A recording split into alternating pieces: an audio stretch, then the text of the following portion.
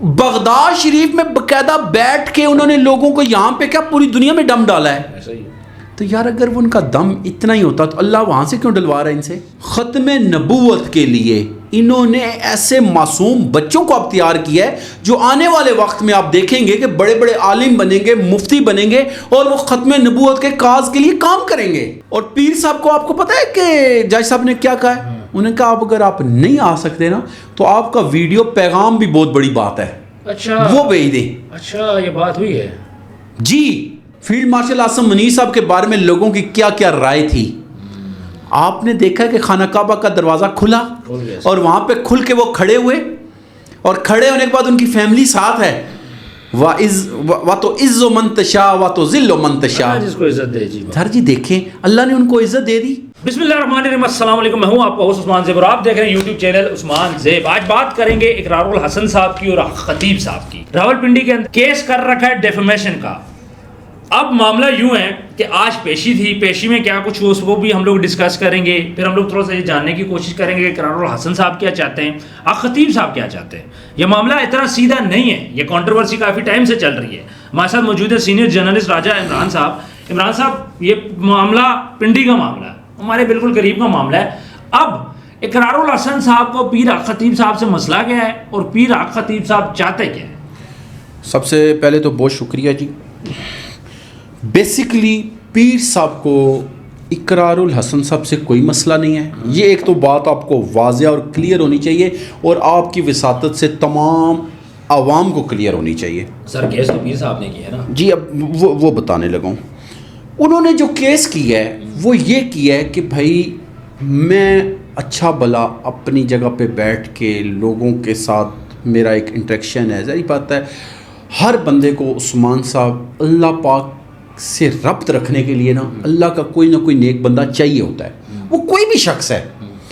ہاں بہت سے لوگ کہتے ہیں وہ جی باوے تو کوئی شے ہی نہیں, اللہ کے ساتھ ڈائریکٹ رابطہ ہو سکتا ہے, یہ تو کچھ بھی نہیں ہوتا. لیکن میری بات سنیں, آپ ایک نرسری سے شروع ہوتے ہیں ماسٹرز تک جاتے ہیں, کسی کلاس میں ایسا ہوا ہے کہ بغیر ٹیچر کی آپ چلے گئے ہوں؟ ٹیچر تو ریکوائرڈ ہے, ماسٹر ایسا ہی ہے. پیپر بھی دینے پڑتے ہیں, ہر ایک چیز. ایک واحد دین ہے جو ہم یہ سمجھتے ہیں کہ بغیر سیکھے ہی سب کچھ آ جائے گا. پیر صاحب کو یہ کیس کرنے کی وجہ کیا بنی اب وہ بتاتا ہوں. انہوں نے جو پیر صاحب کو ڈسٹرب کیا, پیر صاحب کی ایگو کو ہرٹ کیا, ان کی عزت نفس کو ہرٹ کیا, اور ان کی جو پوری دنیا میں ایک عالمی شہرت ہے اس شہرت کو ان صاحب نے باقاعدہ پلاننگ کے ساتھ پری پلان طریقے سے اس کو ڈیمیج کرنے کی کوشش کی ہے. Are you saying about اقرار الحسن؟ جی اقرار الحسن. Why he did this؟ میں اب آپ کو بتاتا ہوں.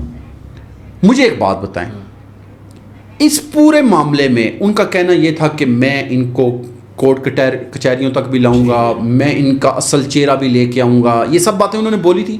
مجھے بتائیں کیا کیا انہوں نے؟ سر اصل چہرہ ہے کیا؟ مجھے یہ سمجھنا میں چاہ رہا ہوں کہ ان کو مسئلہ کیا ہے آخر پیر آقا خطیب صاحب سے. میں وہی آپ کو بتا رہا ہوں نا. دیکھیں وہ ایک اللہ والے بندے ہیں. میں وہاں پہ گیا اور یقین میں نے بلیو کریں نہ میرا وہاں پہ ان کے ساتھ کوئی بھی روحانی وہ سلسلہ ہے کہ میں جاؤں جی دم کراؤں, کچھ ایسا نہیں.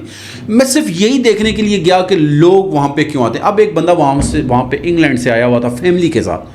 وہ کہتا ہے جی ہم 3-4 ماہ 6 ماہ بعد جب تک پیر صاحب کے پاس نہ آئیں دم نہ کروائیں ہمیں سکون نہیں ملتا. میں نے کہا کوئی آپ کو دیتے ہیں کچھ لیتے ہیں آپ سے؟ انہوں نے کہا کچھ بھی نہیں. اب یہ جو روحانی اٹیچمنٹ ہے مجھے بتائیں یہ کیسے ختم کریں گے آپ؟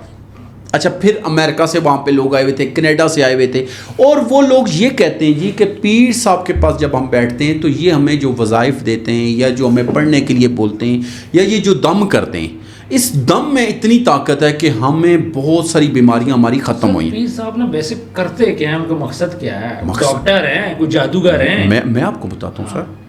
مجھے ایک بات بتائیں, جو اللہ والے ہوتے ہیں ان کے پاس کیا ڈگری ہوتی ہے؟ نہیں ڈگری کی ضرورت نہیں ہوتی. مجھے ایک بات بتائیں, اللہ کے پیارے حبیب حضرت محمد صلی اللہ علیہ وآلہ وسلم کسی درسگاہ میں پڑھے تھے؟ کہیں نہیں پڑھے تو تھے. اللہ نے ان کو ڈائریکٹ سنیں نا کیا ہوا, حضرت جبرائیل امین آتے ہیں کہتے ہیں پڑھیں اقرا. انہوں نے کہا نہیں آتا پڑھنا. انہوں نے پھر کہا, انہوں نے کہا پڑھیں اقرا. انہوں نے کہا نہیں آتا. تیسری دفعہ جب انہوں نے کہا نہیں آتا تو انہوں نے اپنے سینے مبارک سے لگایا. اچھا. اور اللہ پاک نے وہ سارا علم ان میں شفٹ کر دیا جو کائنات پوری کا علم تھا، پوری کائنات کا. یہ وہ پہلا پوائنٹ تھا جہاں سے پتہ چلا کہ اللہ پاک جس بھی اپنے کسی بندے کو اپنا علم دینا چاہتے ہیں تو اس کے لیے کوئی درسگاہ کا ہونا ضروری نہیں ہے. یہ جو ہمیں وہاں سے ایک چیز ہمیں سمجھ میں آ رہی ہے.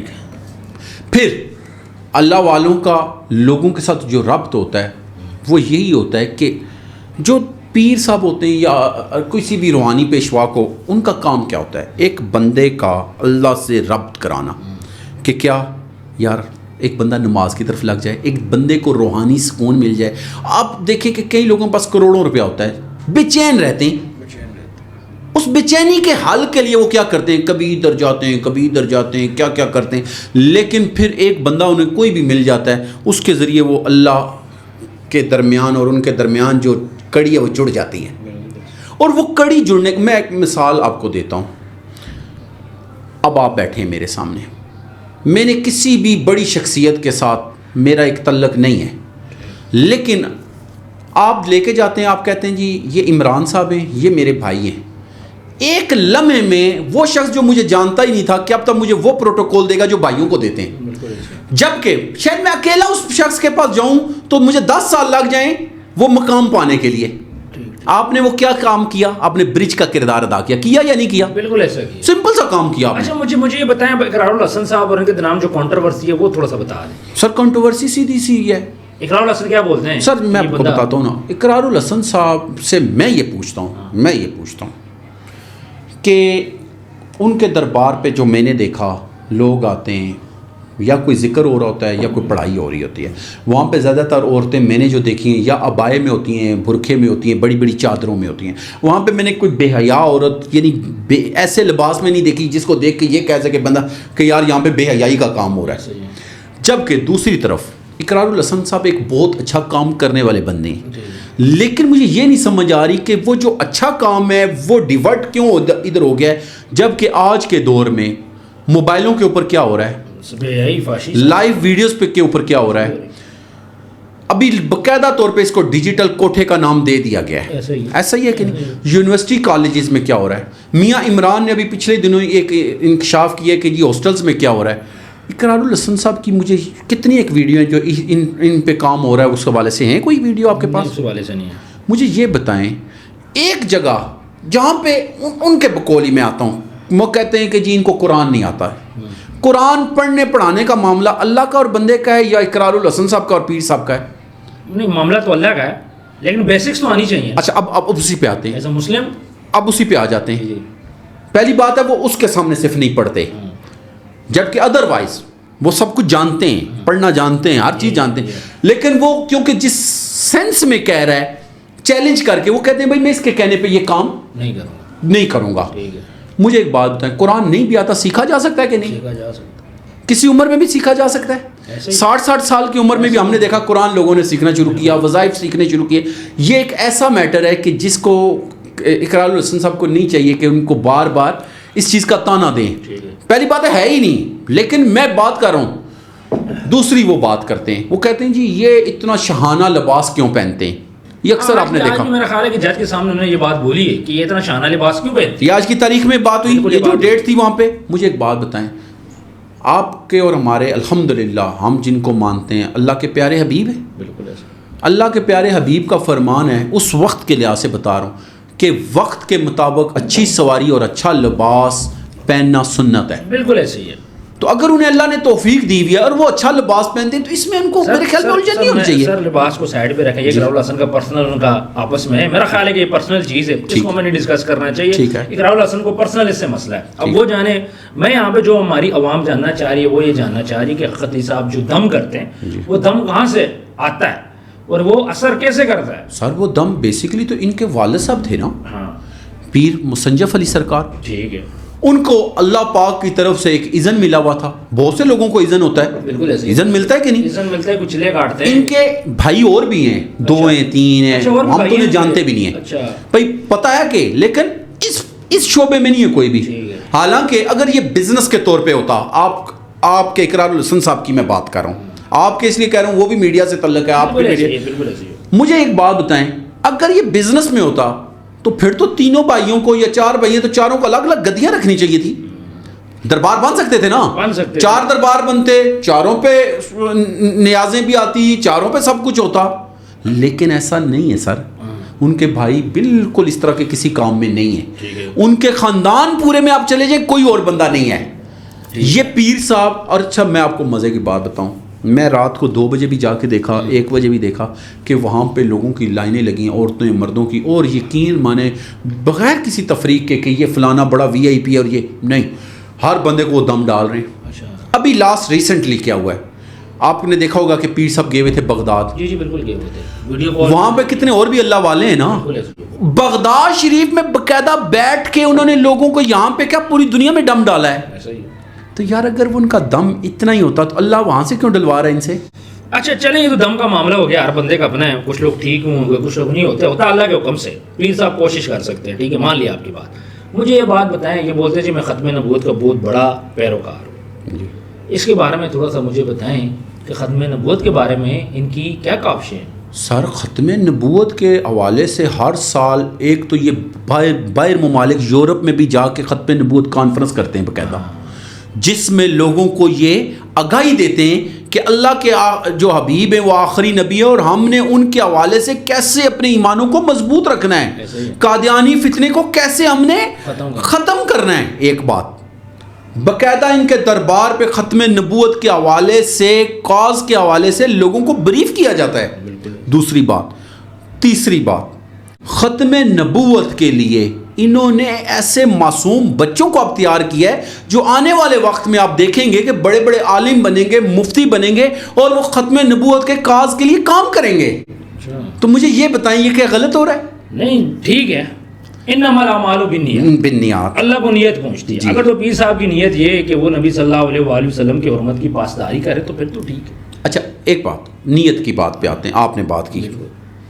اگر پیر صاحب کی کہیں پہ بھی نیت میں فرق ہوتا تو جتنا بڑا ان کے پیچھے ایک کام شروع ہوا تھا, دیکھیں صحیح اور غلط کا فیصلہ آپ والی بات ہے, اللہ نے کرنا ہے. نہ ہم یہ کہتے ہیں کہ جی اقرار الحسن صاحب صحیح ہیں, نہ ہم کہتے ہیں غلط, لیکن جیسا شروع ہوا تھا تو اگر یہ غلط ہوتے تو کیا سمجھتے ہیں کہ یہ ابھی تک رسوا نہ چکے؟ سر ختم ہو جائے. ابھی کیا پوزیشن ہے, میں آپ کو یہ بھی بتاؤں.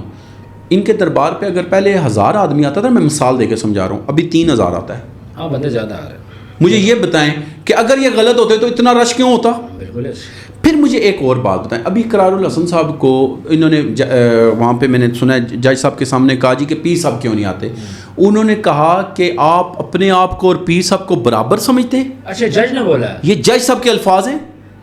اگلی بات, انہوں نے اگلی دفعہ یہ کہا کہ کیا نام ہے اقرار الحسن صاحب کو کہ آپ نے اپنے ایویڈنس نہ پیش کیے تو ہم آپ کے خلاف سخت کارروائی کریں گے اور آپ ہمیں ریٹن ہر چیز دیں.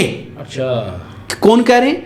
اور پیر صاحب کو آپ کو پتہ ہے کہ جج صاحب نے کیا کہا ہے؟ انہوں نے کہا اب اگر آپ نہیں آ سکتے نا تو آپ کا ویڈیو پیغام بھی بہت بڑی بات ہے, اچھا وہ بھیج دیں. اچھا یہ بات ہوئی ہے جی.